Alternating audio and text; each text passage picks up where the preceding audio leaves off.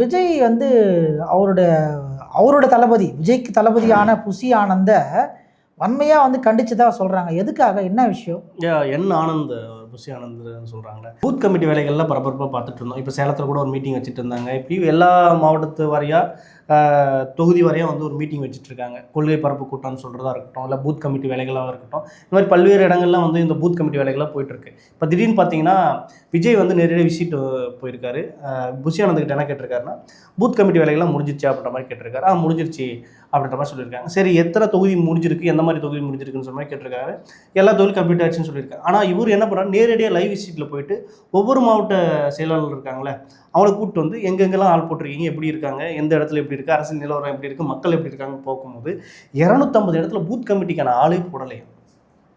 Booth கமிட்டின்றதே ஒன்று அமைக்கல. ஆனால் இவர் இல்லாத வந்து இருந்த மாதிரி வந்து ரிப்போர்ட் கொடுத்துருக்காரு.